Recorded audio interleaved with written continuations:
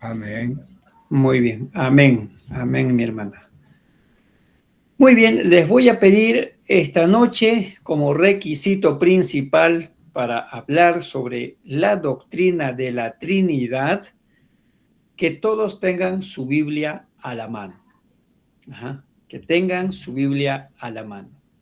Me confirman por el chat quienes ya lo tienen para dar inicio, porque vamos a interactuar con nuestra Biblia. Tengan ahí un resaltador, un lápiz, un lapicero, lo que tengan, por favor, para poder marcar algunos textos bíblicos que seguramente nos ha traído también muchos problemas con la secta de los testigos de Jehová, quienes muchas veces nos han tocado nuestra puerta y nos han puesto en situación, en algunas ocasiones, muy difíciles porque ellos manejan textos por aquí, textos por allá, para poder de alguna manera querer convencernos, ¿no?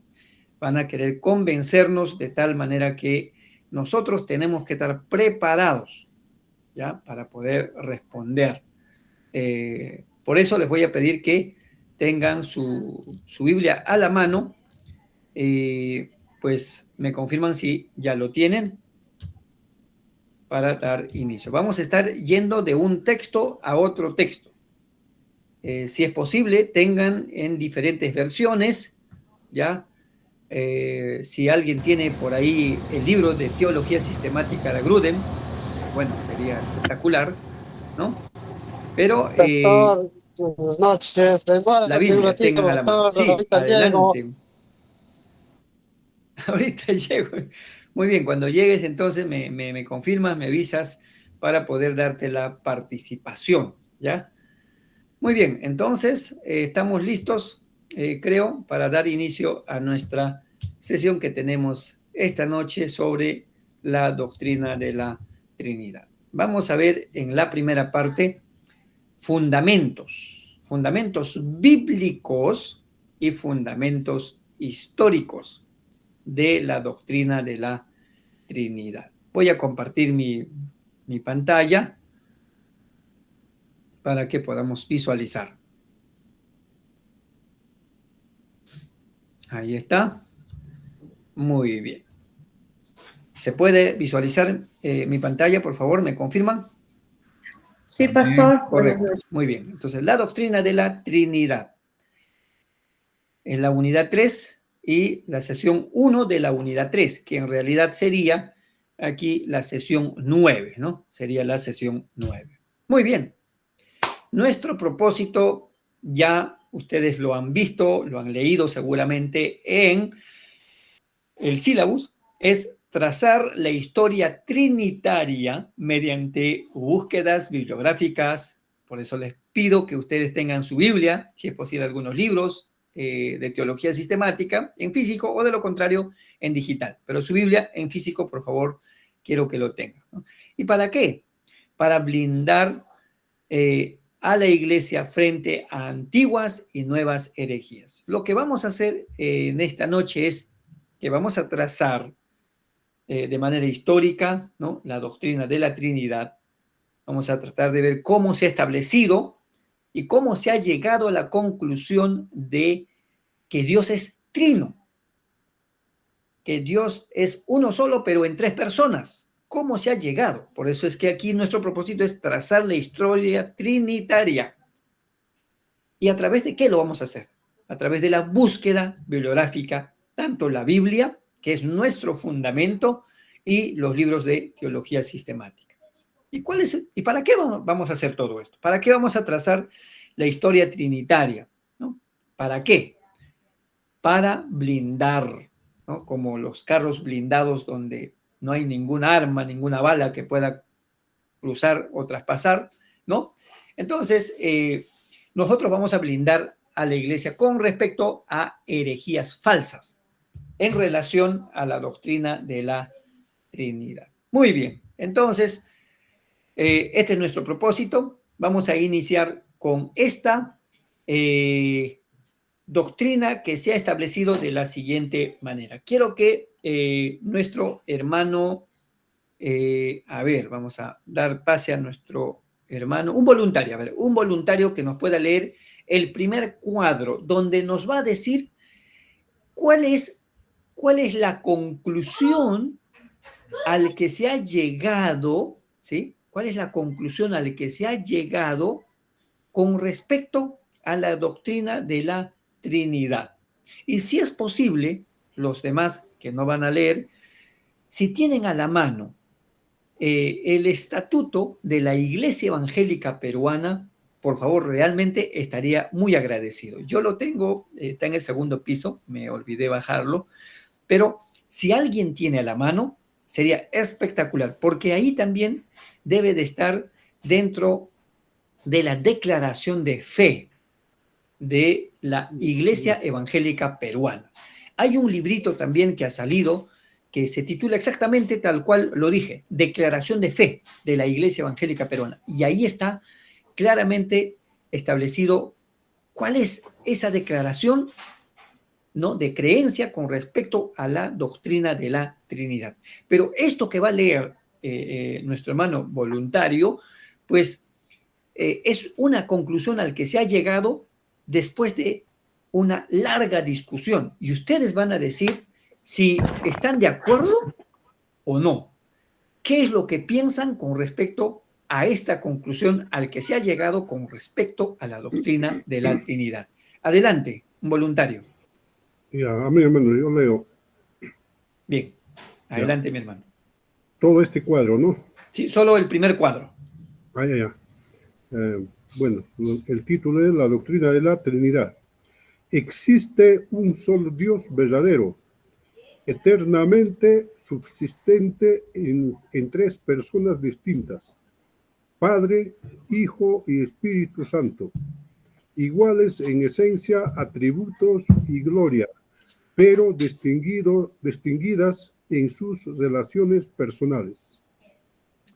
Muy bien, muchísimas gracias, mi hermano. A ver, ¿qué es lo que usted entendió? Dígalo en sus propias palabras, parafraséalo, mi hermano. ¿Qué es lo que nos está diciendo? ¿Cuál es la conclusión al que llegaron con respecto a la doctrina de la Trinidad? Yo ¿Qué es mismo, lo que... Así, usted mismo, a ver, después de que ha leído, dígalo en sus propias palabras. ¿Qué entendió con respecto a la doctrina de la Trinidad?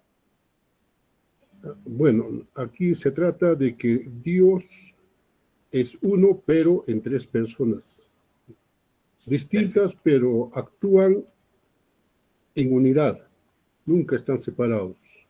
Ya, muy bien.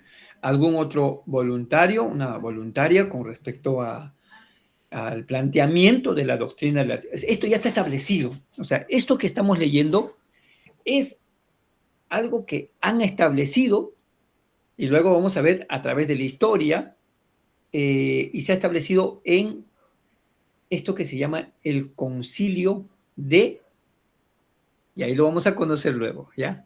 Es un concilio en el que al final llegan a la conclusión y establecen esta doctrina. Y usted me va a decir qué es lo que piensa con respecto a esto. A ver, una hermana, una participación de una hermana. Adelante su comentario. ¿Qué piensa acerca de lo que acaba de leer nuestro hermano con relación a la doctrina de la Trinidad? ¿Está de acuerdo o no está de acuerdo? Y si está de acuerdo, ¿por qué sí está de acuerdo? Y si no está de acuerdo, ¿por qué no estaría de acuerdo? Adelante, una hermana.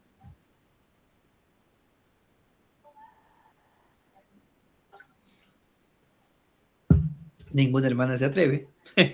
A ver, hermana Nancy, yo sé que usted tiene ahí en la punta de la lengua para decir lo que estamos queriendo escuchar. A ver, hermana Nancy, vamos. Pastor, buenas noches. ¿Cómo está? Acerca del primer cuadro Sí, del que primer leyó cuadro. el hermano. Okay. Así es. Bueno, aquí nos dice que existe un solo Dios verdadero, eternamente subsistente en tres personas distintas. Lo que yo entiendo es que pues tenemos un Dios que está en tres personas, la cual nos dice aquí en este cuadro que es Padre, Hijo y Espíritu Santo. Uh-huh. Y lo que los creyentes creemos, los hijos de Dios creemos en este texto bíblico que nos dice acá. La frase Padre, Hijo y Espíritu Santo es nuestro Dios, es uno solo. ¿Ya? ¿Está de acuerdo o no? Sí, sí, Muy bien. ¿Está de acuerdo que dice iguales en esencia? sí, Pero atributos también iguales y en gloria, pero distinguidas en sus relaciones personales. Muy bien, usted lo dijo y continuamos entonces. Esta es la declaración de fe que se ha establecido después de años de discusión, después de siglos de discusión desde la época de los padres apostólicos, ¿no? Bien, una participación más de un hermano. Se encuentra nuestro hermano, a ver, un voluntario. No puedo, vamos a ver aquí. A ver, ¿quién está? A ver, hermano Abner Zúñiga. Adelante, mi hermano Abner. ¿Qué piensa usted sobre si alguien ya ha encontrado su declaración de fe de la IEP? Por favor, le voy a agradecer que nos dé lectura. Pero, hermano Abner, adelante. Me gustaría escucharte, mi hermano. Ya, hermano, nuestra declaración de fe de la Iglesia Evangélica Peruana, la definición dice lo siguiente. La declaración de fe de la Iglesia Evangélica Peruana contiene la manera como la IEP entiende, recibe y comunica las Sagradas Escrituras. Ella define no solo la posición teológica de la Iglesia ante otras entidades eclesiásticas, ¿Ya? sino también para aceptar a quienes postulan a trabajar en el campo y servir de guía en el Señor, aquellas personas que enseñan la palabra de Dios. Uh-huh. 1. El Trino Dios. Perfecto, ahí vamos. 2. Las Sagradas Escrituras. Léanos solo del Trino Dios. ¿Tienes la declaración del Trino Dios? Sí, hermano. Sí, pastor. Adelante, vamos. A. Creemos y proclamamos que hay un solo Dios vivo y verdadero, que es perfecto en su ser y en sus manifestaciones, creador, redentor, sustentador y autor de todo bien, presente y activo en su creación, que es soberano sobre todo y que existe eternamente en tres personas distintas, pero de una misma sustancia, el Padre, el Hijo y el Espíritu Santo. Deuteronomio 6:4, Primera de Crónicas 29:11, Salmos 104, Mateo 5:8, Mateo 28:19, Filipenses 2:5-6 y Jeremías 10:10. Bien, muchísimas gracias. Hasta ahí llega, ¿verdad? Sobre la Trinidad. Sí, hay más, pastor, todavía hay B, C y D. Wow. E, F, G, H. Suficiente, mi hermano. Yo creo que la esencia, la parte principal, ya lo dijo. Si se dan cuenta, gracias mi hermano Abner, si se dan cuenta, la doctrina de la Trinidad que la misma IEP ha adoptado se desglosa de esto que acabamos de leer, ¿no? Existe un solo Dios verdadero. La IEP también cree en que existe un solo Dios, no hay más de uno, es uno solo. No hay un Dios Alá, no hay un Dios judío, no hay un Dios chino, ni hindú, etc. No hay otros dioses. Creemos en un solo Dios, uno solo, que es Jehová, Yahvé, ¿no? Nuestro Dios. Pero tampoco, cuando decimos Jehová, tampoco dentro del pensamiento de los adventistas, ¿no? Que hablan de Jehová de una manera muy distinta a nosotros. Sin embargo, lo cierto y puntual y tan claro es que creemos de que existe un solo Dios, que subsiste, ¿no?, eternamente. O sea, no tiene inicio ni fin. Pero dice, ese Dios verdadero que vive eternamente, dice, está en tres personas distintas: Padre, Hijo, Espíritu Santo. O sea, tanto el Padre, el Hijo y el Espíritu Santo existían eternamente. Esto es lo que creemos, ¿no? Iguales en esencia. Tanto el Espíritu Santo es igual que el Hijo es igual que el Padre es igual que el Padre es igual al Espíritu Santo. Iguales en esencia, son de la misma esencia, ¿no? No solo de la misma esencia, sino que tienen los mismos atributos y la misma gloria. Pero, y esta es una palabra de enlace, no sé si alguien recuerda, en gramática ustedes lo han estudiado, pero es una conjunción. ¿Qué tipo de conjunción? ¿Quién me dice? Ya lo han llevado en gramática con la hermana Marta. Es una conjunción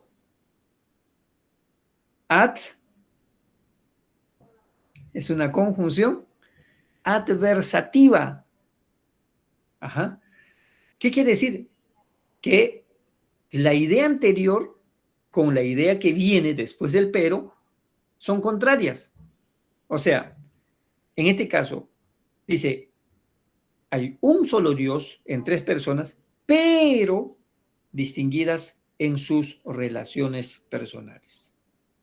O sea, se relaciona cada una de estas personas de una manera distinta con el ser humano, con nosotros. ¿Sí? Esto es una conjunción adversativa. Por eso ahora tiene sentido por qué han estudiado la gramática castellana. Porque nos va a permitir a nosotros interpretar el texto, nos va a permitir a nosotros comprender un texto como este que estamos leyendo, ¿no? Pero es una conjunción adversativa que indica que lo que viene es una idea equivalente pero contraria a lo que se acaba de decir. Bien, entonces vayamos a una declaración, a una creencia que en la Biblia se habla, ¿no? Es el monoteísmo bíblico. ¿De dónde sale esto? De que existe un solo Dios verdadero, no hay más dioses. Monoteísmo quiere decir un solo Dios, ¿no? ¿Cuál es la creencia del Antiguo Testamento, de toda la Biblia? Que un solo Dios verdadero, creador, soberano del universo. Y también eso está declarado dentro de lo que ya nuestro hermano Abner ha leído. Dice la plena divinidad, o sea, es un solo Dios, pero en tres personas que son Dios. O sea, el Padre es Dios, el Hijo es Dios, el Espíritu Santo es Dios, ¿no? Igual en esencia y gloria. Tienen plena divinidad. No podemos decir como los testigos o como los adventistas, ¿no? Especialmente los testigos dicen, sí, Jesús es Dios, Jesucristo es Dios, pero es el Hijo. No es igual que Jehová, dicen, ¿no? No es igual que el Yahvé, no es igual que el Padre, dicen, ¿no? Y el Espíritu Santo también es aún mucho menor, dicen, ¿no?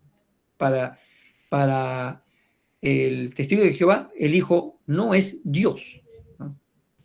Pero para nosotros sí viene a ser Dios mismo. Y hay un teólogo bastante reconocido llamado Erickson. En el año 2013, si ustedes lo buscan en su libro, en la página 361, va a decir lo siguiente, ¿no? Que la doctrina de la Trinidad afirma que Dios es uno en esencia y tres en persona.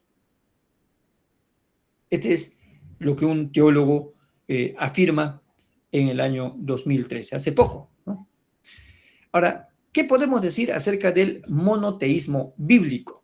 Ahí nosotros vamos a leer el texto bíblico de Deuteronomios 6:4. Busquen en su Biblia Deuteronomios 6:4, que también en esta parte del texto sí lo he puesto para que podamos leerlo, ¿no? A ver, Hermana Daisy, ayúdenos con la lectura de esta parte del texto bíblico, Deuteronomio 6:4.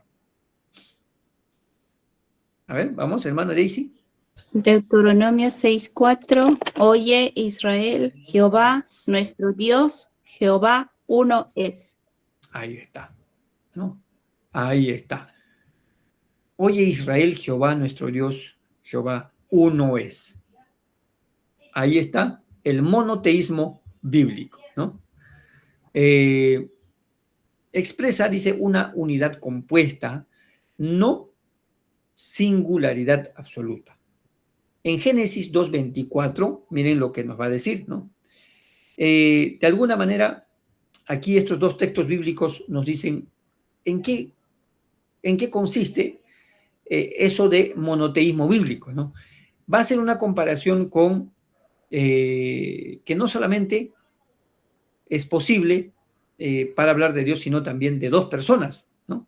Génesis 2:24, referido a la unión de una pareja, dice claramente aquí que serán una sola carne, ¿no? Refiriéndose al matrimonio, ¿no? Tanto el Adán y Eva serán una sola carne, varón y mujer serán una sola carne. O sea, dos personas, una unidad, hacen una unidad, ¿no? Y podemos nosotros leer diferentes textos bíblicos, pero solamente he considerado dos textos que hablan de manera que podamos considerar para ver en qué sentido estamos hablando del monoteísmo bíblico, ¿no? Esdras 3:1, por ejemplo, va a decir, se reunió como un solo hombre. ¿Quién se reunió? Todo el colectivo del pueblo de Israel, ¿no? Pero dice el texto bíblico, se reunió como un solo hombre, ¿no? Entonces, se puede expresar de distintas formas cómo es que varios hacen uno, ¿no? En este caso referido al matrimonio y aquí en este caso referido a lo que tiene que ver la unidad, la unión de el pueblo de Israel, ¿no? Como un colectivo. Y en esta parte, cuando hablamos del monoteísmo bíblico, Grudem dice lo siguiente. Miren lo que dice, ¿no? La insistencia del Antiguo Testamento, ¿no? En que Dios es uno, prepara el fundamento indispensable para la doctrina trinitaria. Grudem detecta en todo el Antiguo Testamento de que hay una insistencia de hablar de que Dios es uno. Se habla en el Antiguo Testamento una infinidad de textos bíblicos de que Dios es uno. Dios es uno. Entonces, nosotros aquí, según Grudem, dice, ya estamos como que el Antiguo Testamento nos está preparando para que nosotros más adelante en el Nuevo Testamento ya podamos ver una doctrina trinitaria, ¿no? Entonces, en el Antiguo Testamento vamos a ver que también hay ciertos rastros en el que no hablan de manera literal, ¿no? No vamos a encontrar en la Biblia que diga que Dios es trino, ¿no? No vamos a encontrar nada de la Trinidad, pero con otras palabras vamos a encontrar, porque esto de hablar doctrina trinitaria, la palabra trinitaria o Dios trino, no está en la Biblia tal cual. Esta ya es una conclusión teológica al que han llegado nuestros teólogos que nos han antecedido, ¿no? Entonces, Grudem dice eso, ¿no? Dice, el Antiguo Testamento insiste a hablar de que Dios es uno, Dios es uno, Dios es uno. Esto, él dice, nos está preparando, ¿no? Y nos está poniendo como fundamento para que ya más adelante podamos ver nosotros la doctrina trinitaria de manera mucho más clara. ¿Ya? Muy bien, entonces vayamos, esto es lo que nos dice Grudem, ¿no? Son teólogos que, pues, de renombre, ¿no? Aquí vamos a hablar entonces de los fundamentos bíblicos en el Antiguo Testamento. Es aquí donde quiero que interactuemos con nuestra Biblia, ¿no? El Antiguo Testamento enseña la unicidad de Dios. Ya lo hemos dicho, Dios es uno, Dios es uno, Dios es uno. Permanentemente se está hablando acerca de esto. Y como Grudem lo ha dicho, anticipa la revelación trinitaria progresivamente. Quiere decir, lo que Gruden dice es que nos está preparando ya para una doctrina trinitaria que se va a hablar de manera mucho más directa en el Nuevo Testamento. Entonces, Dios se va revelando de a poquito, es lo que dice Gruden, ¿no? En el Antiguo Testamento nos habla de que Dios es uno, pero ya como una forma de que nos está preparando para lo que realmente viene ya en el Nuevo Testamento. Ahora, en Deuteronomio 6:4, miren lo que dice, ¿no? Oye Israel, ya lo hemos leído, ¿no? Jehová nuestro Dios, Jehová uno es, ¿no? El Ejad, que es la palabra hebrea, ¿no? Implica unidad compuesta, ¿ya? El Ejad. Miren esta palabrita. Nosotros podemos rastrear, los que de pronto tienen este programa bíblico, ¿no? Ahorita lo voy a abrir, ¿no? Deuteronomios 6:4. Vamos a abrir este programa bíblico donde nos permite rastrear, ¿ya? Nos permite rastrear esta palabra griega. A ver, les voy a compartir mi pantalla para que ustedes vean a qué programa estoy haciendo referencia. Muy bien, ahí está. Este es el programa BibleWord 7. Yo tengo instalado el BibleWord 7. Bueno, les he compartido en la clase pasada, está en la plataforma para que lo puedan descargar, ¿no? Pero ahora también les voy a compartir para que ustedes lo puedan descargar. Este es un programa que está hecho en inglés, ¿sí? Pero hay Biblias que están en español. Lo importante de este programa bíblico es que nos va a llevar a estas palabras originales, ¿no?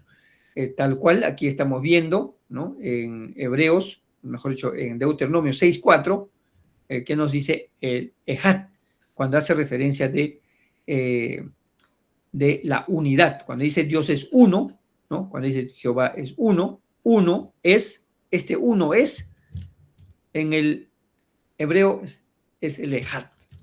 Pero ese Ejad, según Gruden, ¿no? De alguna manera hacía referencia a una unidad compuesta. Vamos a buscar entonces Deuteronomios 6:4 en este programa bíblico. Vamos a cerrar esto y aquí vamos a buscar. A ver, una Biblia, aquí está. Romanos, entonces Deuteronomios, buscamos aquí nosotros el Antiguo Testamento. Deuteronomios era 6:4. Muy bien, aquí está, 6:4. Escucha, Israel, el Señor, nuestro Dios, es el único Señor, ¿no? Entonces, aquí nosotros podemos encontrar la Biblia hebrea, ¿no? Y cuando dice el Ejad, ¿no? Vamos a hacer clic, ahí está, ¿no? Numeral cardinal dice su masculino, singular absoluto, y nosotros podemos hacer clic, ¿no? Podemos hacer clic. Y esta misma, que es el Ejad, ¿no? Se va a utilizar ¿cuántas veces? Aquí en la parte de abajo nos dice 500 veces. Y estoy yendo al original, ¿no? A la palabra en hebreo, ¿no? El Ejad. A ver, vamos a verificar si realmente es la palabra correcta, que hemos hecho clic. Entonces, aquí está, ¿no? A ver, vamos al Ejad que hemos leído. Ahí está, ¿no? El Espíritu Santo, perfecto, aquí está, ahí está. Miren, esta es la palabra hebrea, Ejad. ¿Ya? Este es el texto hebreo, a ver, lo he movido, creo, aquí está, Ejad. Esta es la construcción de la palabra hebrea que dice uno es, ¿no? Uno.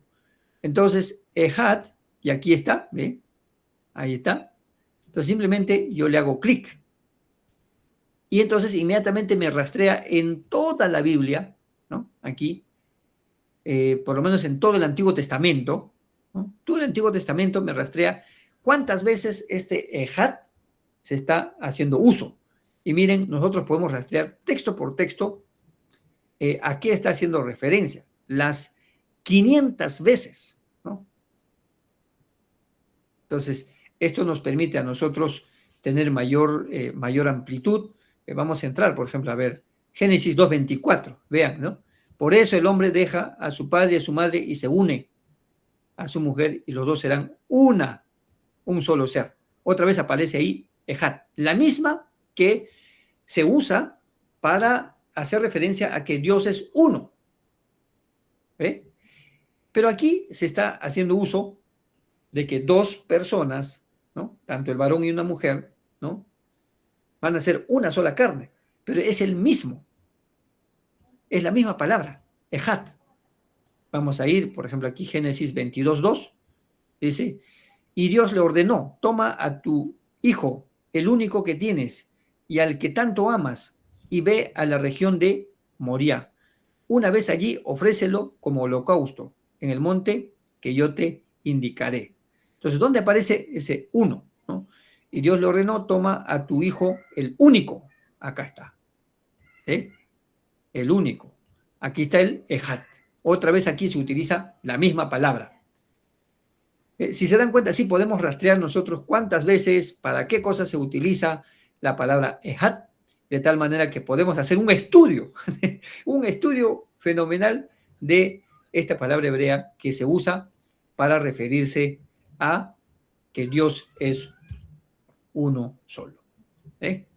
Muy bien, ahora, Génesis 3:22 dice, ¿no? El hombre es como uno de nosotros. Otra referencia al plural majestático con sentido personal. En este caso, dice, el hombre es como uno de nosotros. O sea, ¿qué está haciendo? Está haciendo referencia aquí ya un texto bíblico que serían varios, ¿no? Miren, el hombre es como uno de nosotros. O sea, si el Antiguo Testamento estaría hablando de que hay un solo Dios referido a uno, literal uno, ¿no? No tres personas en uno. Entonces,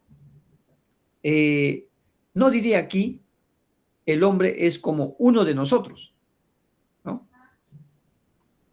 Y Génesis 3:22. Y cuando verificamos, seguramente la misma palabra Ejad se estaría utilizando aquí en Génesis 3:22.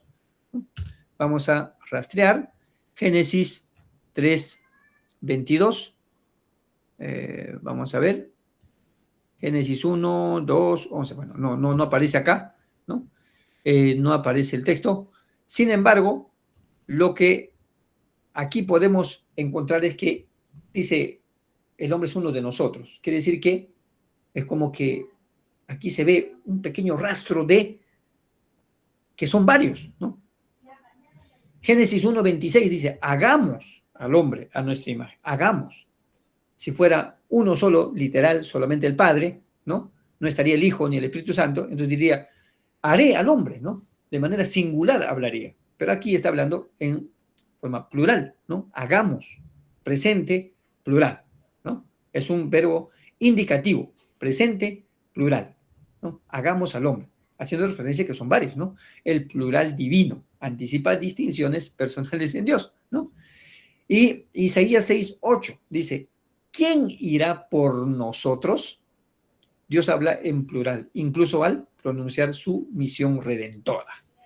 Vean aquí, vemos que incluso para enviar a la misión, es como que hay un consejo, ¿no? Es como que hay un grupo de personas divinas que dicen, ¿quién irá por nosotros? Si fuera uno solo, literal, ¿no? De unidad. Entonces, aquí diría, ¿no? ¿Quién irá por mí? ¿No? Pero aquí dice, ¿quién irá por nosotros? Entonces ya vemos aquí, no de manera clara, donde diga, ¿no?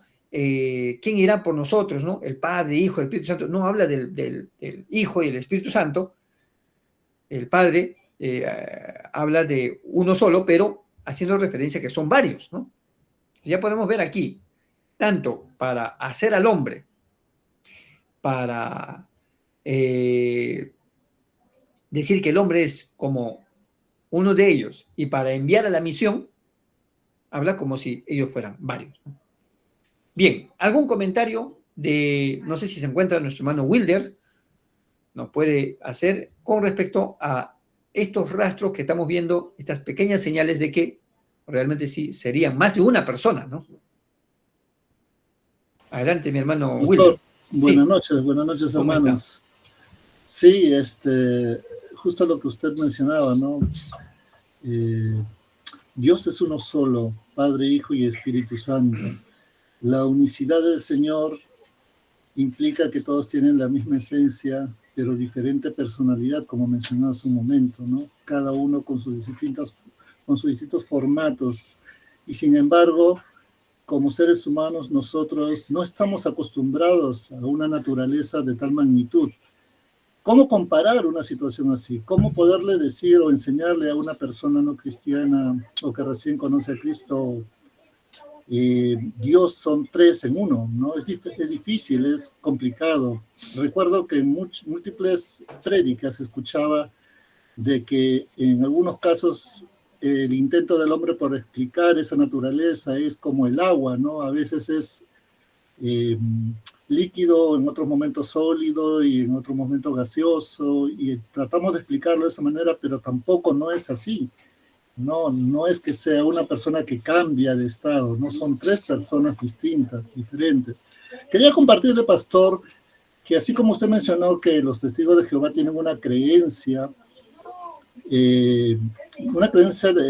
diferente, ¿no? Con respecto a la Trinidad, también ha surgido últimamente otro tipo de creencias, de grupos religiosos que identifican a Dios ya no como solamente Espíritu Santo Hijo, sino agregan también la Madre, ¿no? Y recuerdo que en una oportunidad lo conversé con un joven que quiso adoctrinarme en ese sentido y le permití que me leyera algunos pasajes bíblicos que él insistía en hacerlo. Y me dio, por ejemplo, el famoso Génesis 1:27, ¿no? Que dice, y creó Dios al hombre a su imagen, a imagen de Dios los creó, varón y hembra los creó. Y a partir de ese pasaje me quiso dar a entender de que así como Dios creó al hombre, también creó a la mujer a su imagen. Eso quiere decir que Dios no solamente es hombre, sino también hay un aspecto femenino que ellos le dicen madre, ¿no? Y de ahí partieron muchos otros versículos, ¿no? Que definitivamente, pues, si uno analiza bien el tema, en realidad lo que Dios está mencionando en los diferentes versículos es la comparación entre la iglesia y Cristo, ¿no? Como la esposa del Cordero. Entonces, efectivamente, hay muchas nuevas ideas, inclusive, que si se saca de contexto, bíblicamente nos puede dar a entender diferentes aspectos, como el tema de la madre, como el tema de que el Espíritu Santo no es una persona, sino es una fuerza, etcétera, etcétera, ¿no? Pero claramente lo que nos está mencionando aquí, y con versículos bastante directos, ¿no? Es que Dios es uno solo. Dios es uno solo, ¿no? En tres personalidades diferentes. Eso sería pastor. Gracias, mi hermano, ¿eh? Sí, es un tema que está surgiendo, ¿no? Dios Madre. Pero bueno, ya habrá un momento para poder conversar. Entonces, aquí nosotros podemos ver que hay indicios, ¿no? De pluralidad en Dios. O sea, que en Dios existen tres personas. Hay indicios, ¿no? O sea, ¿cuáles son esos indicios? Ya hemos leído, hagamos al hombre, se refiere a varios. Génesis 3:22, he aquí el hombre es como uno de nosotros. Isaías 6:8, a quien enviaré y quien irá por nosotros. Aquí hay indicios, ¿no? Y podemos encontrar varios otros textos y pasajes bíblicos que nos hablan acerca de esto, pero nos pasaríamos hasta la noche. Miren lo que Berkov dice, ¿no? Berkov dice, estos pasajes no constituyen pruebas concluyentes de la Trinidad, pero sí preparan el camino para su revelación posterior. Preciso, Berkov, ¿no? Muy preciso. Vean, ahora sí, vamos a interactuar con los textos bíblicos que les he hecho traer su Biblia para esto, ¿no? Vamos a hablar entonces ahora, ya que hablamos en el Antiguo Testamento, hay ciertos indicios nada más de lo que sería Dios Trino, ¿no? No hay de manera literal, ¿no? Solamente hay referencias de que hagamos, ¿no? ¿Quién irá por nosotros? etcétera, ¿no? Sin embargo, ya ahora vamos a entrar cómo Dios se va revelando de manera progresiva en el Antiguo Testamento, dando indicios, y ahora ya en el Nuevo Testamento ya mucho más claro, ¿no? Entonces, vamos a hablar sobre el Padre. El Padre es Dios.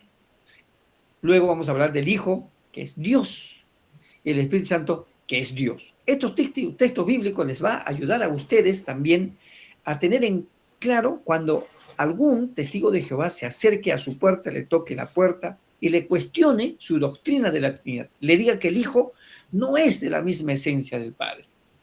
Estamos teniendo cierta preparación y se me viene a la idea, a partir de lo que nuestro hermano Wilder ha comentado, ¿no? Y ha hecho una pregunta que de alguna manera hay que dar una respuesta, ¿no? Y la pregunta es, ¿cómo enseñar esta doctrina de la Trinidad a nuevos? ¿Cómo lo hacen los testigos de Jehová? Tienen su propia estrategia, ¿no? Pero nosotros, ¿cómo enseñar a esos a quienes los testigos de Jehová mismo lo están confundiendo? Entonces, es importante que nosotros aquí tengamos en claridad que el Padre es Dios, que el Hijo es Dios, el Espíritu Santo es Dios, para poder rebatir y poder blindar, como decíamos en nuestro propósito, en cuanto a la doctrina de la Trinidad frente a otras creencias que no son bíblicas. Bien, vayamos entonces a Juan 6:27. ¿Qué nos dice Juan 6:27? A ver, un voluntario o una voluntaria, o de lo contrario, aquí voy a mencionar quién nos va a leer. Vamos, como no han levantado la mano, vamos a Aarón. Pastor. Sí, a ver, ¿quién? ¿Su nombre? Víctor Galarza. ¿Qué tal, mi hermano Víctor? Adelante, léanos el pasaje bíblico Juan 6:27. ¿Qué dice? Juan 6:27. Dice, trabajad no por la comida que perece, sino por la comida que a vida eterna permanece, la cual el Hijo del Hombre os dará, porque a este señaló Dios el Padre. Ahí está. Porque a este señaló Dios el Padre. Está diciendo que Dios, que Dios, ¿no? El Padre es Dios. O sea, está reconociendo que acá la divinidad, digamos, del Padre, ¿no? Que Dios, el Padre. Ahí está, ¿no? Y bueno, podemos hablar de lo encomendado que hace, del encomendado que hace al Hijo, pero aquí el punto es que el texto bíblico de Juan 6:27 dice, Dios, el Padre es Dios, no hay nada que discutir, ¿cierto? Vayamos entonces ahora a 1 Corintios 8:6. Adelante, Yo, pastor. Muy bien, adelante, mi hermano. Dice la palabra, para nosotros, sin embargo, solo hay un Dios, el Padre, del cual proceden todas las cosas y nosotros somos para Él, y un Señor Jesucristo, por medio del cual son todas las cosas y nosotros por medio de Él. Muy bien, miren lo que dice, ¿no? Para nosotros, sin embargo, solo hay un Dios, el Padre. ¿Eh? Esta verdad nunca ha sido discutido durante la época del cristianismo, ¿no? En toda la historia, la divinidad del Padre no ha sido discutido. Lo que sí ha sido discutido es la divinidad del Hijo. Entonces, con respecto a la divinidad del Padre, creo suficiente nos basta estos dos textos que están en el Nuevo Testamento. Pero, ¿por qué es que les he citado estos dos textos que son claves? Quiero que ahora los textos que hemos leído, por favor, todos los que están presentes, para que sea provechoso esta clase que estamos teniendo, márquenlo, por favor, márquenlo, para que cuando venga alguien a querer torcer, y usted, porque miren, los testigos tienen esos textos con referencia a la Trinidad, a que Jesús no es el Padre, que no es Dios, etc., lo tienen bien marcadito y te llevan un texto, otro texto y te marean, ¿no? Y te quieren convencer. Bueno, usted también tenga lo mismo. marque esto que nos dice que Dios el Padre, Dios el Padre, la divinidad de del Padre, ¿no? En este caso de la persona que es el Padre, que es Dios. No hay discusión. Vayamos entonces a la parte donde sí se da la discusión, pero que aquí los textos bíblicos que vamos a leer nos dejan claramente que el Hijo también es Dios. Vayamos a Juan 1:1, un hermano. Amén, pastor. Adelante. Amén, pastor. Sí. En el principio era el verbo y el verbo era con Dios y el verbo era Dios. Suficiente. Y aquí está diciendo, mira, en el principio era el verbo. En el principio dice, era el verbo, y el verbo era con Dios. Y el verbo era Dios. Y cuando hablamos del verbo, ¿a quién está haciendo referencia? Versículo 2. A Jesús. Y mira, la misma Biblia nos va a responder. ¿En qué? A ver, vaya usted al versículo 2. Mi hermano, que nos estaba leyendo. Amén, pastor. Este era en el principio con Dios. Continúe. Todas las cosas por él fueron hechas, y sin él nada de lo que ha sido hecho fue hecho. Muy bien. Y esto es muy importante. Vamos a ir al texto bíblico. Miren, Juan, aquí vamos a buscar. No, este es solamente del Antiguo Testamento. Ya, vamos a buscar la NTV, la NBI, a ver, ¿dónde está la NBI? La Reina Valera actualizada. Aquí está, la Reina Valera. Ya vamos a la Reina Valera, que tiene hasta Juan. Aquí está el Nuevo Testamento. Juan 1:1. Aquí está, ¿no? En el principio ya existía el verbo, y el verbo estaba con Dios, y el verbo era Dios. Muy bien. Ahora, en el versículo 2, miren lo que dice, ¿no? Versículo 2 dice, Él. ¿A quién hace referencia? Este es mire, ¿este qué es gramaticalmente? Es un pronombre personal, ¿no? Recuerden que el pronombre personal reemplaza al sustantivo, ¿no? ¿Dónde está el sustantivo? Está en el versículo 1, ¿no? Dice, en el principio era el verbo, y el verbo era con Dios, y el verbo era Dios. ¿Cuál es el sustantivo acá? Es el verbo. El sustantivo es el verbo. Se está hablando del verbo, ¿no? ¿Quién era Dios? El verbo. Entonces, el verbo. Y en el versículo 2 dice, Él. ¿A quién hace referencia? En vez de decir aquí, ¿no? El verbo era en el principio con Dios. En vez de decir eso, utiliza aquí, para que no haya repetición, utiliza un pronombre. Él era el verbo, haciendo referencia, él era en el principio con Dios, dice, ¿no? Él, ¿a quién hace referencia? Al verbo. Y el versículo 3, miren, dice, todas las cosas fueron hechas por medio de él, o sea, por medio del verbo, ¿no? Y sin él no fue hecho nada de lo que ha sido hecho. O sea, quiere decir que el verbo ha participado en la creación.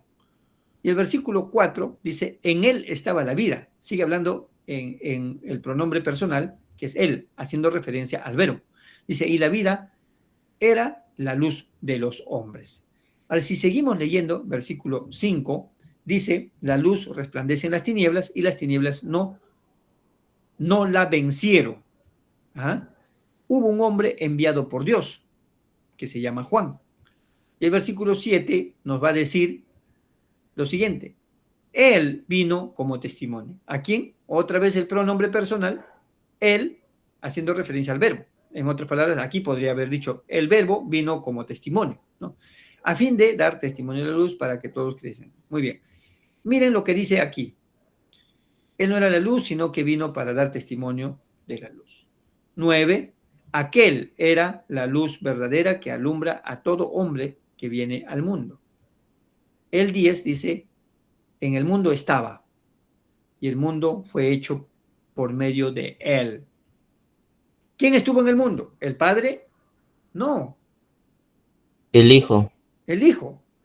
Y acá está, mira, otra vez dice el pronombre personal, él está haciendo referencia al sustantivo verbo, ¿no? Dice, en el mundo estaba.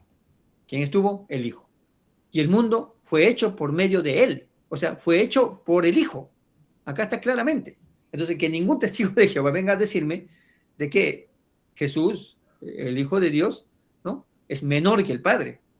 Dice acá, el mundo fue hecho por medio de él, pero el mundo no le conoció. Claro, no le conoció. Lo rechazó, ¿no? Y acá dice todavía, a lo suyo vino y lo suyo no le recibieron. ¿A quién está haciendo referencia? Al Hijo. Entonces aquí ya podemos nosotros ver en Juan 1:1 que el Hijo es Dios. O sea, el Señor Jesucristo que ha venido es Dios. Juan 1:1 en adelante nos los muestra claramente que Él incluso participó en la creación, que dice que por Él fueron hechas todas las cosas. Muy bien. Vayamos entonces ahora al siguiente texto bíblico. Marquen el texto bíblico de Juan 1:1 y Juan 20:28. Y nos va a servir para lo que nuestro hermano Wilder decía, ¿no? Cómo enseñar a jóvenes o a nuevas personas sobre la Trinidad. Estos textos bíblicos son claves. Adelante, mi hermano. Juan 20:28. Amén. Entonces Tomás respondió y le dijo, Señor mío y Dios mío. Muy bien. Miren. ¿Puedo leer en Dios habla hoy? A ver, adelante. Dice, Tomás entonces exclamó, mi Señor y mi Dios. Ahí está. Vean, aquí hay un discípulo que reconoce a Jesús como Dios, al Hijo como Dios. Dice, Dios mío, ¿no? En la Reina Valera, ¿no? Señor mío y Dios mío. Acá hay un reconocimiento de uno de sus discípulos. Entonces, que un testigo o alguien que me venga a decir que no, acá está. Reconoció uno de sus discípulos que es Dios. Entonces, y Jesús no le rechaza, acepta la confesión. Acepta esa confesión de Tomás cuando le llama Señor mío y Dios mío. Siguiente texto bíblico, Colosenses 2:9. Una hermana, por favor.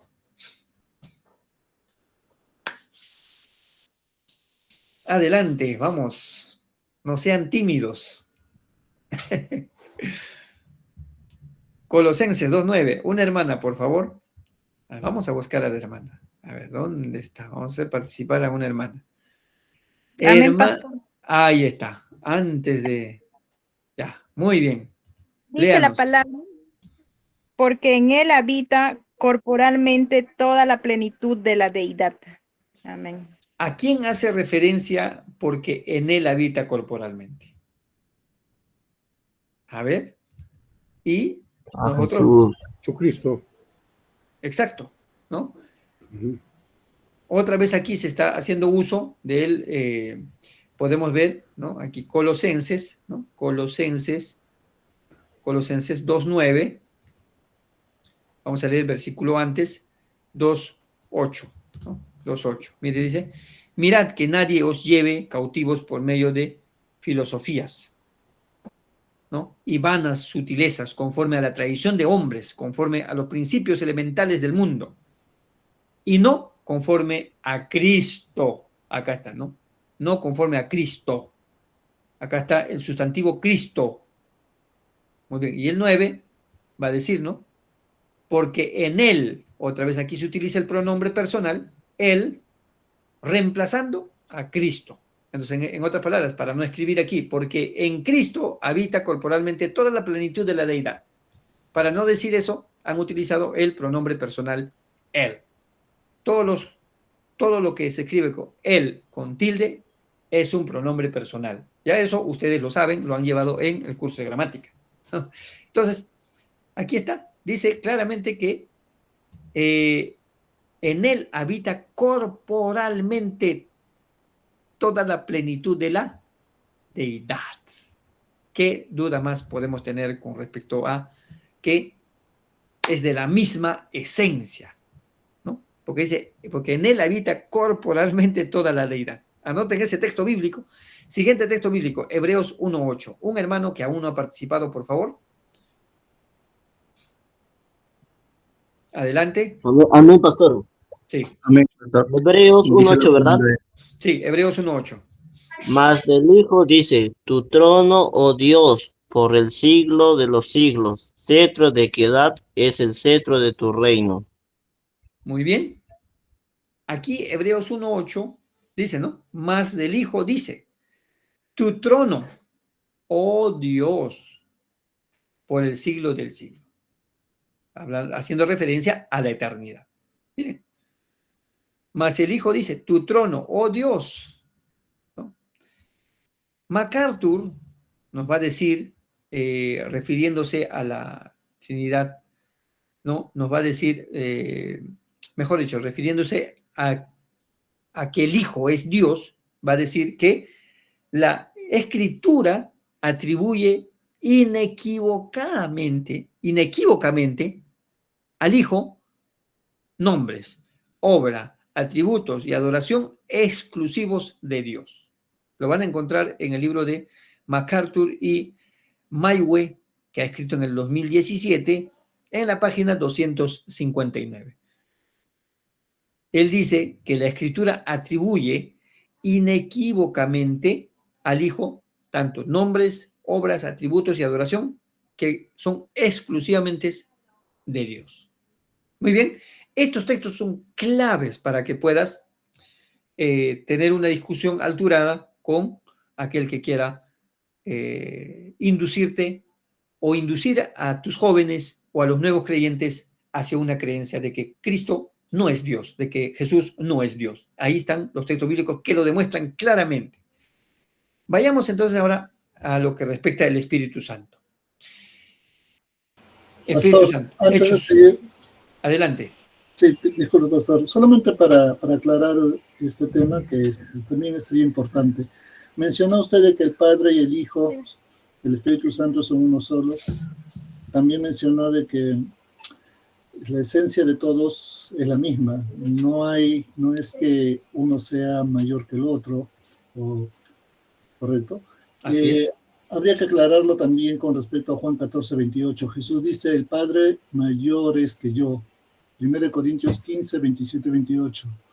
Pablo explica que al final el Hijo se sujetará al Padre para que Dios sea todo en todos. Entonces, de repente por ahí la esencia es la misma, pero en tema de funcionalidad de relación, el mismo Jesús nos insta a nosotros a digamos, interactuar por medio de él al Padre, ¿no? No es que el Hijo diga, bueno, alabemos al Espíritu Santo, o el Espíritu Santo diga al Hijo, sino ambos se enfocan al Padre. De ahí de repente podría aclarar un poquito más ese Perfecto.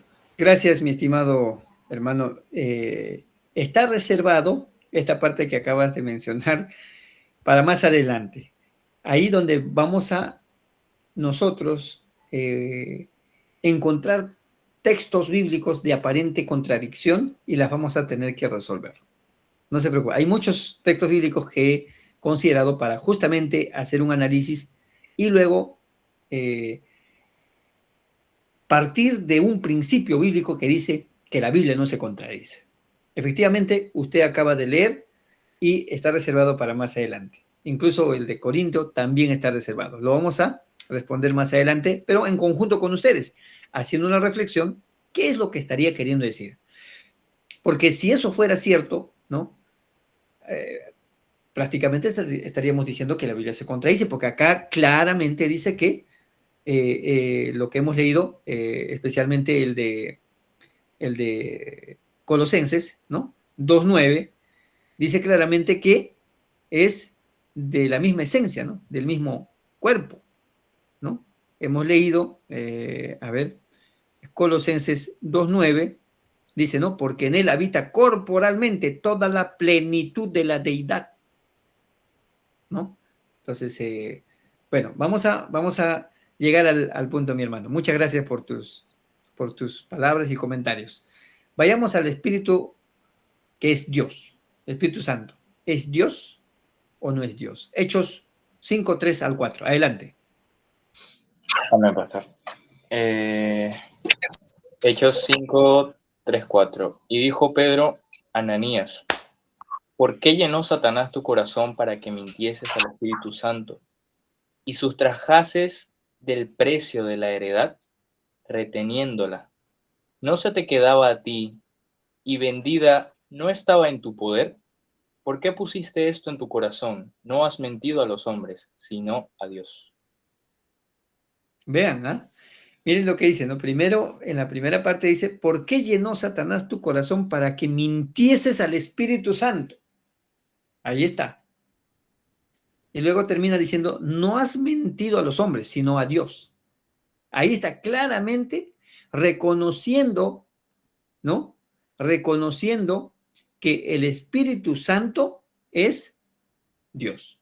Pedro está reconociendo, declarándole a Ananías, ¿no?, que ha mentido al Espíritu Santo.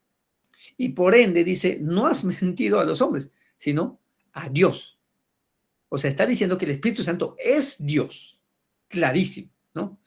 Mentir al Espíritu Santo, entonces, equivale a mentir a Dios.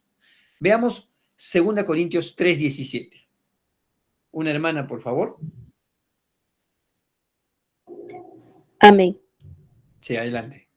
Segunda de Corintios 3:17. Así y es. dice, porque el Señor es el Espíritu, y donde está el Espíritu del Señor, allí hay libertad.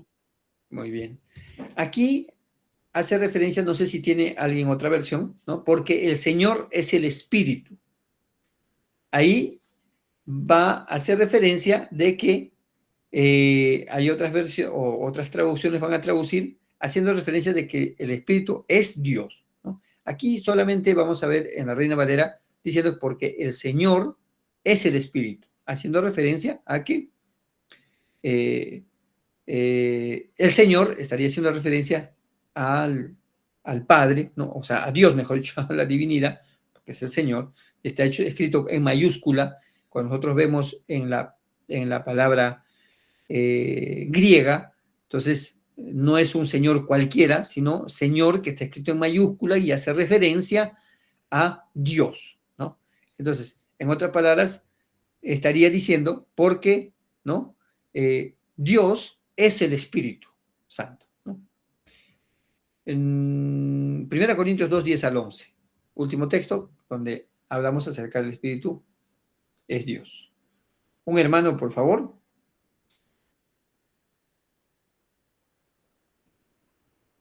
¿Vamos? No hay. Vamos. Amén. Amén. Primera de Corintios 2, 10 al 11. dice la palabra de Dios, pero Dios no las reveló a nosotros por el Espíritu, porque el Espíritu todo lo escudriña, aún lo profundo de Dios. Porque ¿quién de los hombres sabe las cosas del hombre, sino el Espíritu del hombre que está en él? Así tampoco nadie conoció las cosas de Dios, sino el Espíritu de Dios. Muy bien.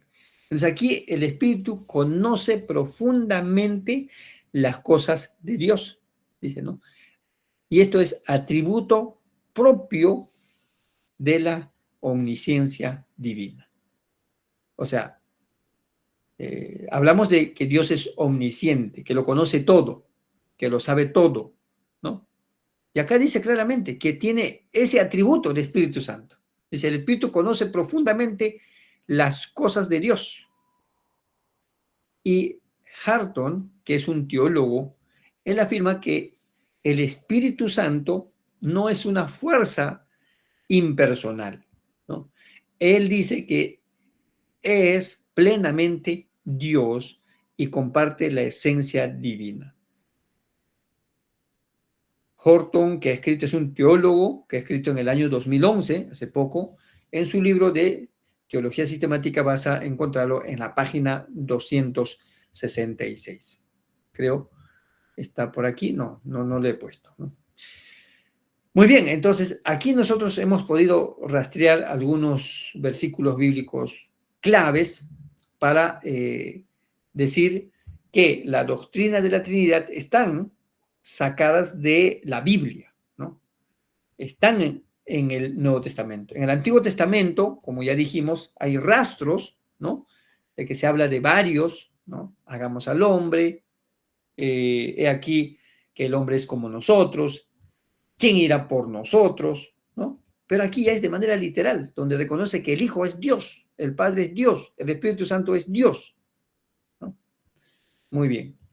Entonces, aquí nosotros podemos decir que el Padre es Dios, ¿no? Esta verdad nunca, como dije al inicio, fue discutida dentro del cristianismo histórico.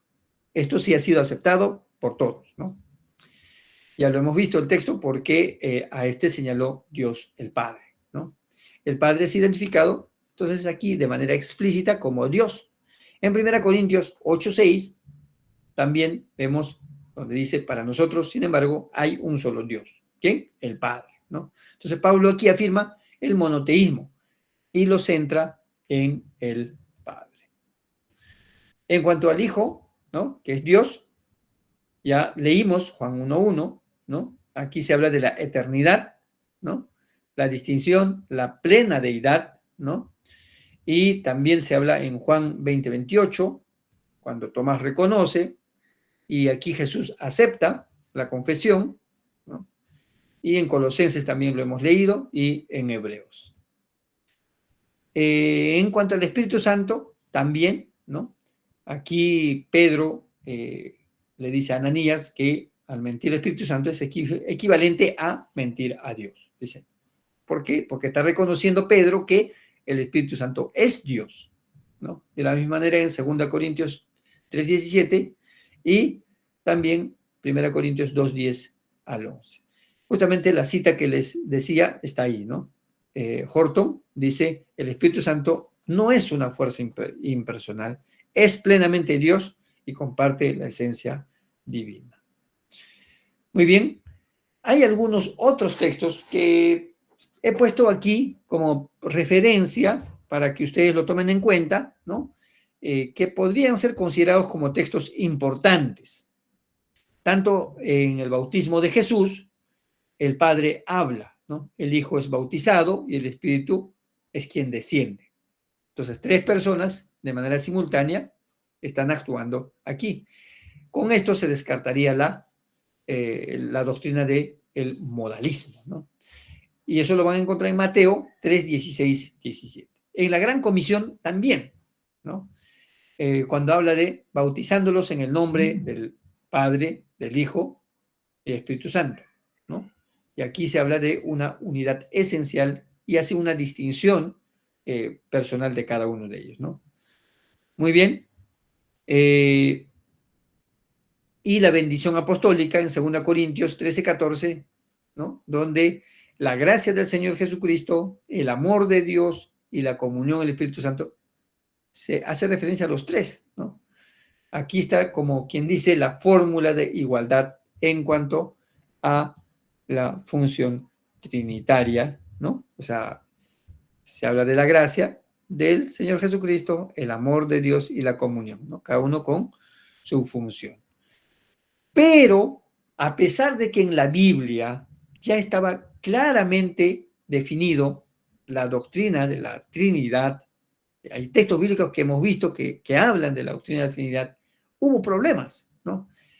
En el primer siglo, ¿no?, la Iglesia Apostólica, voy a acercar esto, la Iglesia Apostólica, ¿no?, habla del monoteísmo judío, más la experiencia de Cristo resucitado y el Espíritu Santo como plenamente divinos. Aquí en el siglo I no hay ningún problema, ¿ya?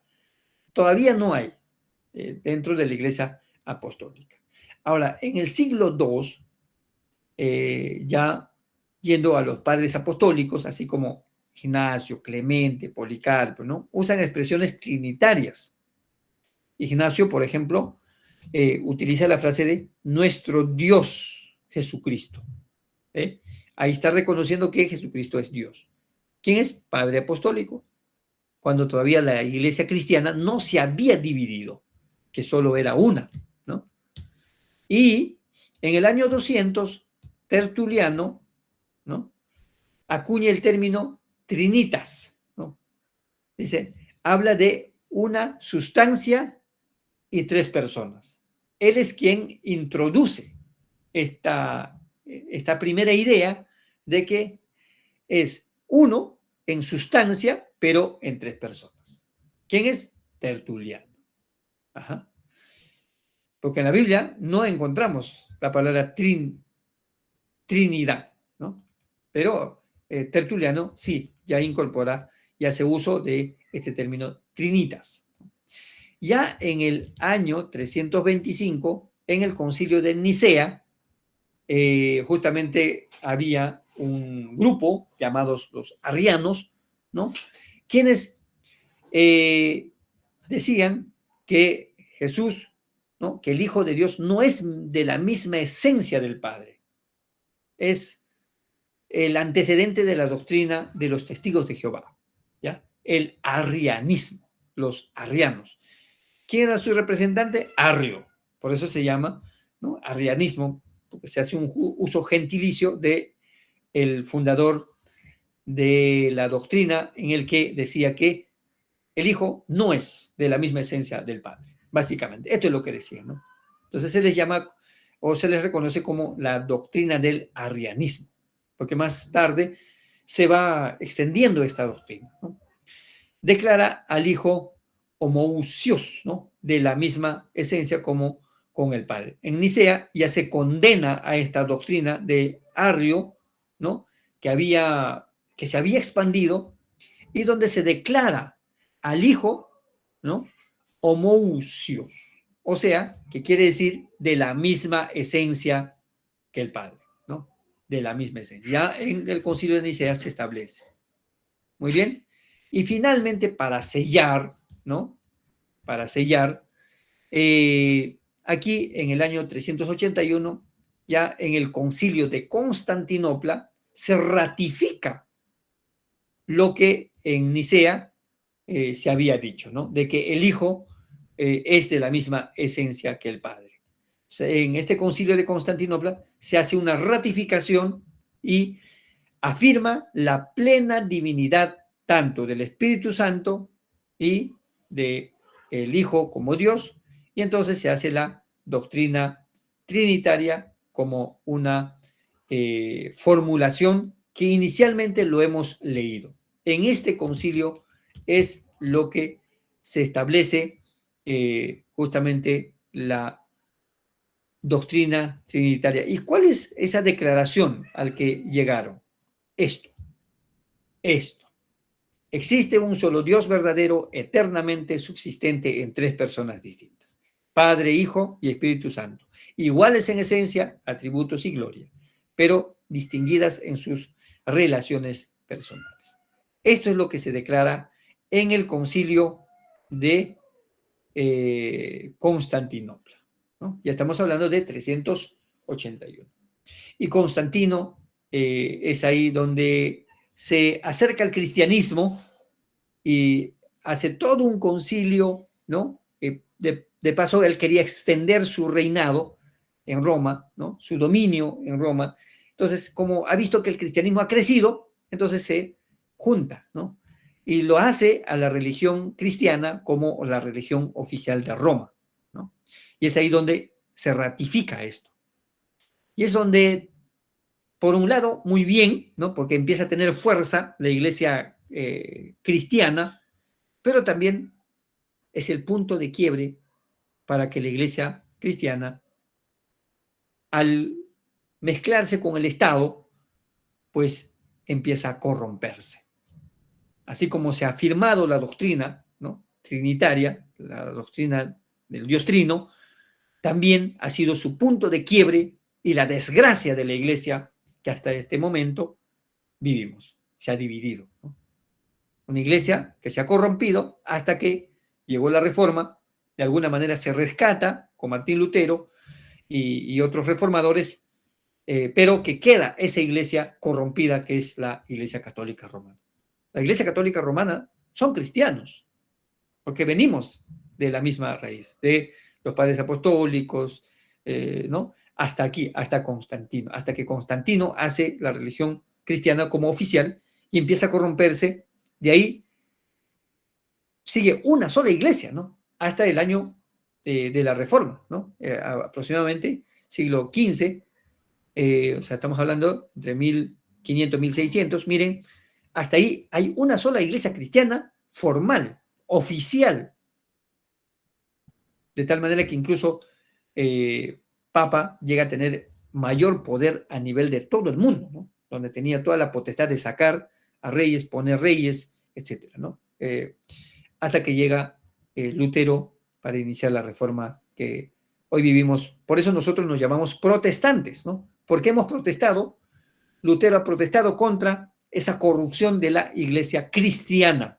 Entonces, cuando alguien te dice, ¿eres cristiano? Sí, eres cristiano. Al católico le dices, ¿eres cristiano? Sí, también son cristianos, porque ellos creen en Cristo. Me recuerdan que en la Biblia dice que a ese grupo que creía en Cristo se les llamó, dice, por primera vez cristianos, ¿no? O sea, venimos de esa misma raíz. Ellos también son cristianos, ¿por qué? Porque creen en Cristo, en la doctrina de Cristo, a su manera, pero creen en la doctrina de Cristo.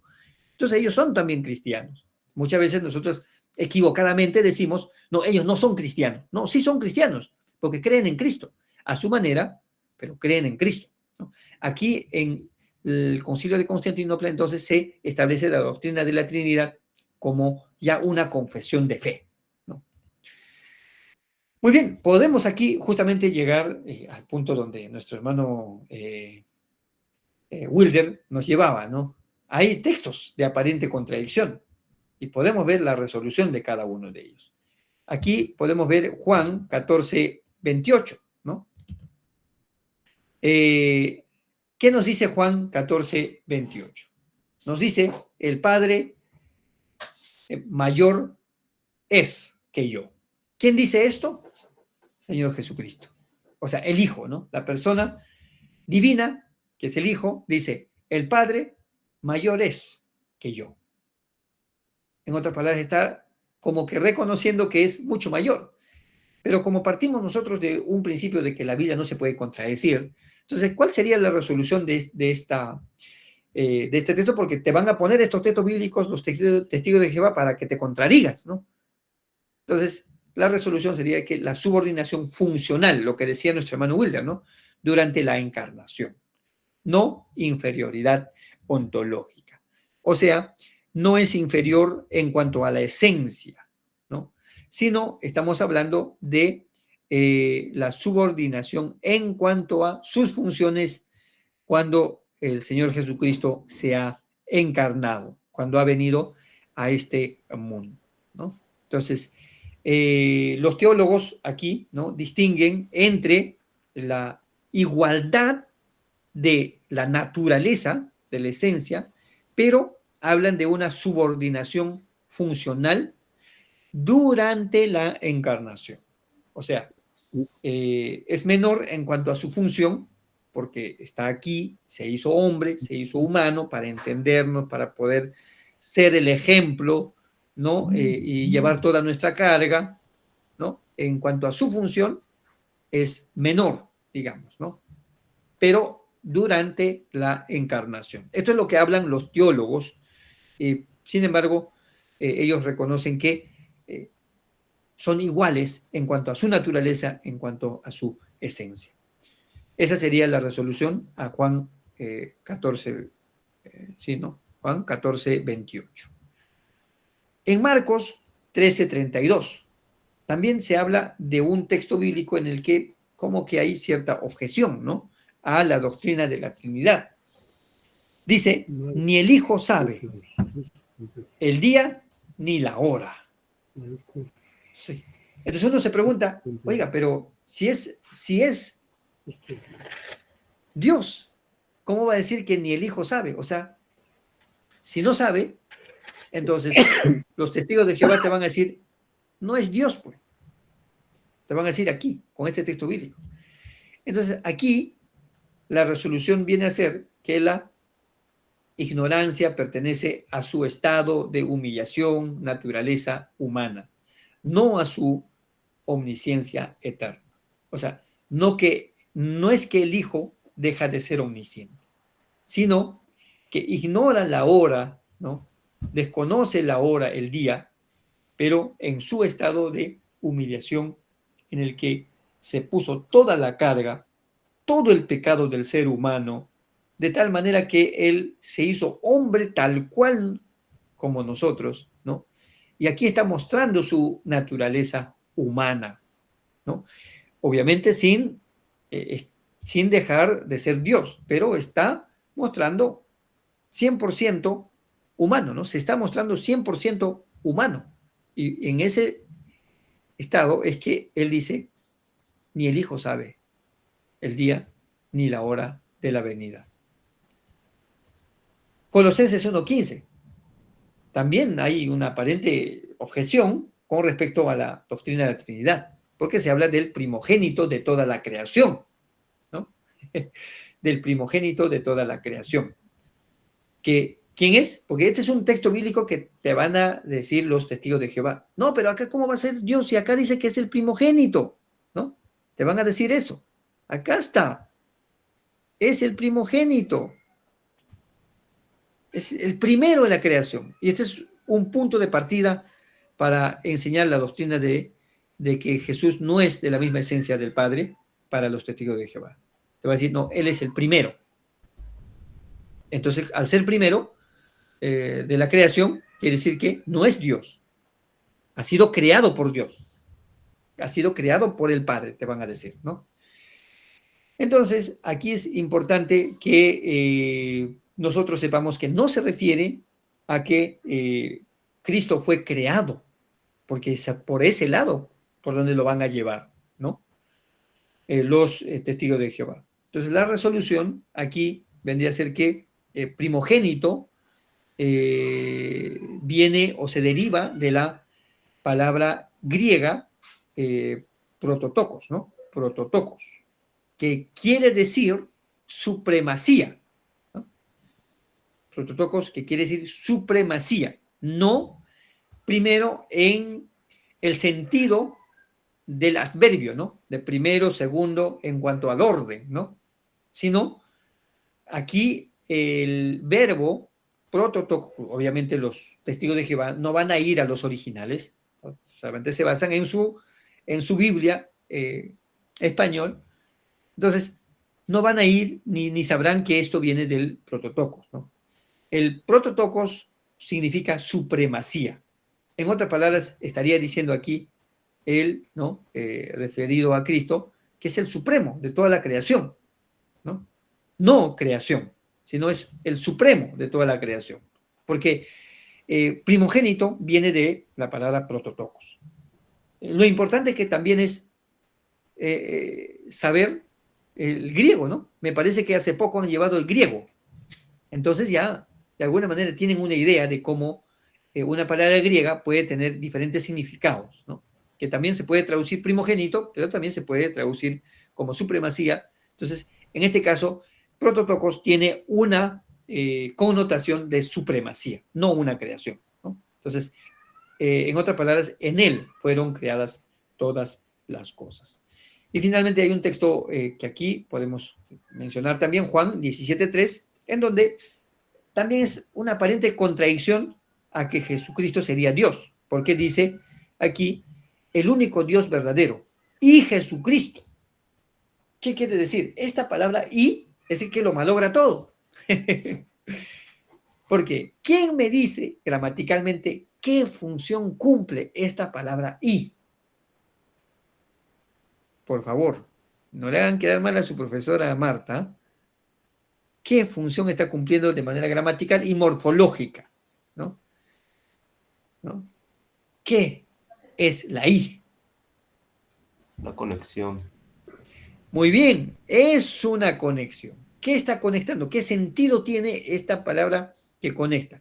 Entonces, cuando hablamos de conectores, estamos hablando de una conjunción. Muy bien, es una conjunción, pero ¿qué función está cumpliendo? ¿Cuándo se usa una I? Bueno, puede ser enumerativa, ¿no? Para mostrar dos tipos Puede de ser conjuntos. enumerativa. Entonces aquí, mira, si fuera enumerativa, entonces estaría enumerando, ¿no? Primero que hay el único Dios verdadero y Jesucristo, haciendo referencia que este sería otro. Por eso es que los testigos van a decir, no, ¿cómo va a ser el mismo? Si acá dice que el único Dios verdadero es el Padre y Jesucristo es otro, acá es otra persona, no puede ser el mismo. Bien, o sea, la resolución aquí es que se hace una distinción de personas, ¿no? Se hace una distinción, pero no de naturalezas, ¿no? El mismo Juan afirma la deidad del Hijo, porque ¿qué sentido tendría siendo el autor, Juan, en Juan 1.1, ¿no? Siendo discípulo de Jesús, en Juan 1.1, Juan 5.18, Juan 20.28, hablase de que Jesús, de que Cristo, el Hijo, es Dios, habla de la deidad del Hijo? ¿Qué sentido tendría en contradecirse aquí para decir que, o sea, el mismo autor no puede contradecirse, ¿cierto?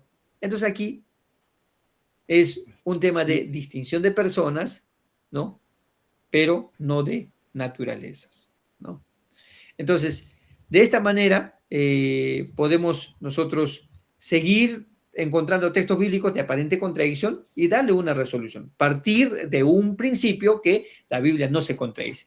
Hay aparente contradicción, pero tiene una solución. Hay que saber, no sé, de diferentes maneras hay que darle solución. Aquí, por ejemplo, le estamos dando solución en Colosenses 1.15 con ir a la palabra griega, ¿no?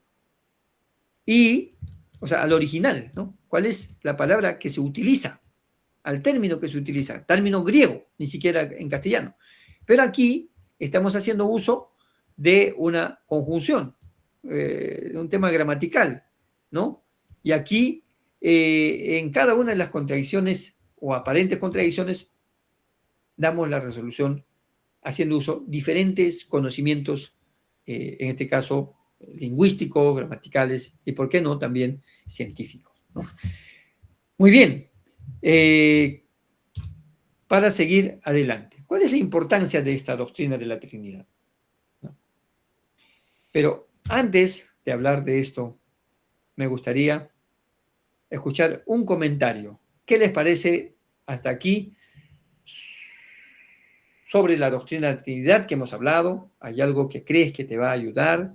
¿O ya lo sabías todo y que este es solamente un repaso? Un comentario. Pastor, buenas. Adelante, mi hermano. Jimmy Zúñiga. Sí, pastor. Qué gusto. Bueno, para poder complementar lo de que dijo, ¿no? Protococos, ¿no? En griego. Y bueno, ahí vemos, ¿no? Que dice que no siempre significaba el primero en nacer, ¿no? Sino que denotaba, ¿no? También un título honorífico o soberanía, ¿no? Ahí, por ejemplo, yo les diría también, ¿no? Algún testigo en Salmos 89, 27, dice, Dios dice del rey David, yo también le pondré por primogénito, el más excelso de los reyes de la tierra, ¿no? Y ahí vemos que David no era pues el hijo mayor, ¿no? Sino era el hijo menor de Isaí, ¿no? Sin embargo, ahí podemos ver que ostentaba el título de primogénito debido a su rango y autoridad. Eso quizás podría comentar. Perfecto, Jimmy. Muchísimas gracias. Gracias, Jimmy, por tu comentario. Claro. Podemos seguir viendo otros textos de respaldo. Hay un montón de textos que respaldan esta doctrina de la Trinidad. Yo les he traído algunos textos claves como para que puedan utilizar, ¿no? De tal manera que no les agarre desarmado. Espero que hayan marcado su Biblia, hayan señalado dónde se está hablando de que tanto el Hijo y el Espíritu Santo es Dios, ¿no? Son parte de la divinidad, al 100%, ¿no? Muy bien. Entonces, ¿cuál es la importancia de hablar sobre la doctrina de la Trinidad?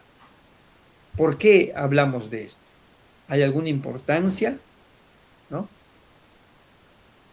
Por lo menos yo he considerado 4 aspectos importantes, ¿no? Que les voy a compartir. No estoy compartiendo aquí la pantalla. Para antes de irnos al descanso. Ahí va. Importancia, ¿no? Primero, hay una importancia en la adoración. Porque nosotros adoramos al Padre por medio del Hijo y en el poder del Espíritu Santo. Ajá. Adoramos al... Recuerden que en un culto hablamos de que hay una sola audiencia. Muchas veces nosotros confundimos, ¿no? Pensamos que nuestra audiencia es son los integrantes, los feligreses, ¿no? Los hermanos que han venido ahí al culto. Ellos no son nuestra audiencia, ¿no? Especialmente los músicos, el Ministerio de Alabanza, cree que su audiencia está ahí en el local físico de la iglesia, que alberga la iglesia. Ellos no son la audiencia, ¿no? La audiencia justamente es la Trinidad, tanto el Padre, el Hijo y el Espíritu Santo. Por eso es importante. Nosotros adoramos al Padre, lo hacemos por medio del Hijo, porque la Biblia lo dice así, ¿no? Si no fuera esa obra tan maravillosa que el Hijo ha hecho, de morir en la cruz, de resucitar y esperarnos ahora allá, preparándonos el trono, nosotros no podríamos acercarnos a Dios, ¿no? No podríamos acercarnos a ninguna de las personas de la Trinidad, ¿no? Y tenemos al Espíritu Santo en nuestro corazón. Entonces, nuestro mediador es el Hijo. Entonces, aquí están las tres personas de la Trinidad en la adoración. En la salvación, ¿no? El Padre planifica, el Hijo lo ejecuta, el Espíritu Santo aplica la redención, ¿no? Y podemos nosotros encontrar textos bíblicos que nos hablan acerca de estas funciones que tiene cada uno de la persona de la divinidad. Y en la comunidad, ¿no? La unidad en diversidad trinitaria es modelo para la iglesia. La iglesia debería ser mostrar el ejemplo que se da en la persona divina, nuestro Dios, pero en tres personas. ¿Cómo es posible que Dios cumpla su función, ¿no?, en tres personas de manera distinta, y la iglesia muchas veces anda dividida, ¿no? Entonces es un modelo que podemos ver en el Dios Trino, ¿no? Y la iglesia debería imitar esto. Es capaz de mostrarse uno solo y no estar divididos en la iglesia. Porque la persona, ¿no?, del Espíritu Santo, el Hijo y el Padre, es uno solo y pueden convivir ellos. Y nosotros tenemos a ellos en nuestra vida. Entonces no es posible que nosotros podamos estar divididos en la iglesia. No hay forma. Si hay una división en la iglesia es porque hay alguien que ahí está de oveja negra, ¿no? Y no es una persona genuina, el creyente genuino. Y uno habría que preguntarse, como cuando Pedro se preguntó, o los discípulos se preguntaban, cuando Jesús les dijo, hay alguien aquí, en la última cena, ¿no? Les dijo, hay alguien que me va a traicionar. Y se preguntaban y decían, ¿seré yo? ¿Seré yo? Entonces, tal vez es el momento en que nosotros nos hagamos esa pregunta, ¿no? No garantiza de que tengamos años de ser cristiano, de que seamos genuinamente, ¿no? Habría que preguntarnos nosotros también si yo soy el quien estoy causando esa desunión en la iglesia, ¿no? Quién sabe que por ahí necesito arreglar mi vida con Dios para que yo pueda ser parte de la unidad en la iglesia. Y finalmente, es importante para la ejecución de la misión, ¿no? La misión nace del Dios Trino. Y lo leemos en Mateo 28, 19, 20. La Trinidad impulsa el Evangelio. Entonces, esa misión que nosotros tenemos, bien claro lo dice Mateo 28, 19, 20, ¿no? Id y predicad. Dice, en el nombre del Padre, del Hijo y del Espíritu Santo. Entonces, como dice este teólogo Bavinck, ¿no?, que ha escrito en el 2008, que la confesión de la Trinidad es el corazón de la religión cristiana. Si bien es cierto, se establece la confesión de fe con respecto al Dios Trino en el Concilio de Constantinopla, primero en Nicea, ya se condena a la a la teoría, a la doctrina del arrianismo, y se confirma en el concilio antes de que la iglesia se corrompa. Lo bueno es que este concilio se hace justo antes de que la iglesia inicie su corrupción. Y por eso mantenemos esta doctrina de la Trinidad. Por eso nos alineamos también a esta doctrina de la Trinidad. La Iglesia Evangélica Peruana también ha sacado su declaración de fe en base a esto. Su declaración de fe exactamente está en base, no contradice, lo amplía, claro que sí. Entonces, es importante la doctrina de la Trinidad en la práctica de nuestro ministerio, porque está presente en la adoración, en la salvación, en la comunión y la comunidad que debemos mantener dentro de la iglesia, y también en la misión que tenemos que cumplir, ¿no? Entonces, en conclusión, podemos decir, ¿no?, que la doctrina de la Trinidad representa el esfuerzo de la iglesia por expresar fielmente la totalidad del testimonio bíblico. La Biblia nos enseña que existe un solo Dios, quien se ha revelado como Padre, Hijo y Espíritu Santo.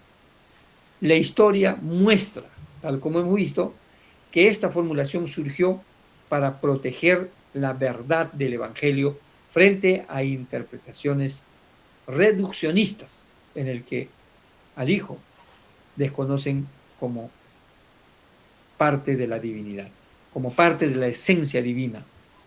Aunque el misterio trinitario, como ya nuestro hermano Wilder decía, supera la comprensión humana. No es fácil, ¿no?